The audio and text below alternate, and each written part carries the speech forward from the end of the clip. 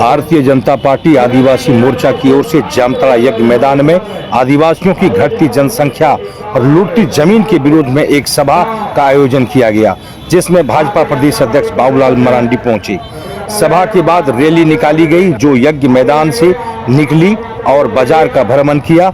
वहीं सभा को संबोधित करते हुए बाबूलाल मरांडी ने संथाल परगना समेत पूरे झारखंड में लगातार कई वर्षों से आदिवासियों की जमीन, आदिवासियों का जनसंख्या घट रही है और मुस्लिम समुदाय की जनसंख्या में लगातार बढ़ोतरी हो रही है।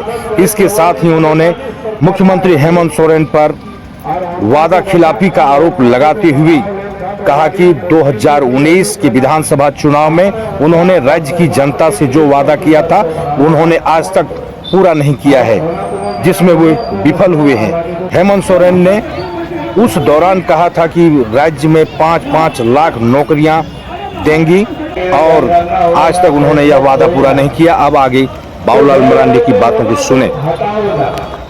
ये तो मात्र छपा में आदिवासी संस्थान मुख्यमंत्री है, तो इसीलिए हम सभी आदिवासी भाई बहनों से हम कहते हैं कि आज अगर भारतीय जनता पार्टी ही आदिवासियों के विकास के बारे में सोचती है, आदिवासियों को सम्मान भी देती है, अधिकार भी सुरक्षित करती है, जेएमएम और कांग्रेस के लोग सिर्फ आदिवासियों के नाम पर राजनीति करते और आदिवासियों को वोट करते हैं।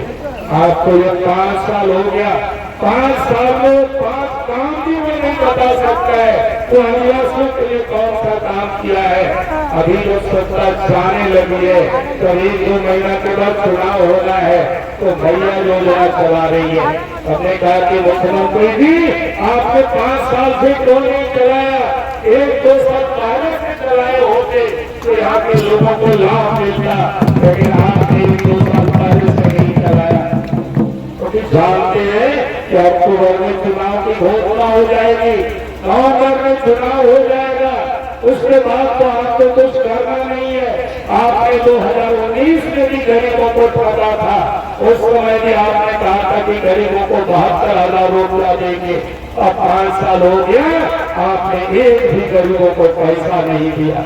उस समय भी आपने कहा था विधवा को, वृद्ध को, दिव्यांग को 2,500 रुपया पेंशन देंगे, आपने एक को भी नहीं दिया। बड़े मानव समूह की आबादी घट रही है, उसका कारण क्या है ये हमें खोजना पड़ेगा, ये हमें ढूंढना पड़ेगा। और इसलिए हम कह रहे हैं दूसरी ओर जो आबादी बढ़ी है उसका कारण क्या है।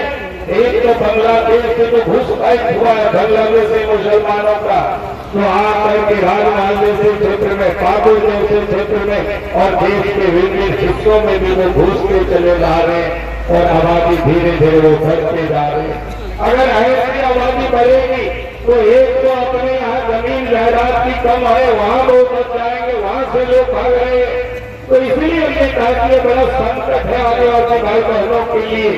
आज अगर आप संथाल परगना के साहेबगंज जिला जाएंगे, वहाँ भी आप देखें मुखिया भी, जिला परिषद भी संथाली भाई है, लेकिन वो मुसलमान बन गए। वो वहाँ पर वो क्या कहते जिला परिषद के अध्यक्ष है, मुखिया भी है। अब उसी प्रकार से पूरा संथाल परगना भी है झारखंड में। तो आज अगर हमारे हाथ से विधानसभा की सीटें चली जाएगी, आज मुखिया की सीट जा रही है, जिला परिषद की सीट जा रही है, कल मुखिया एमपी का भी सीट चले जाएगा।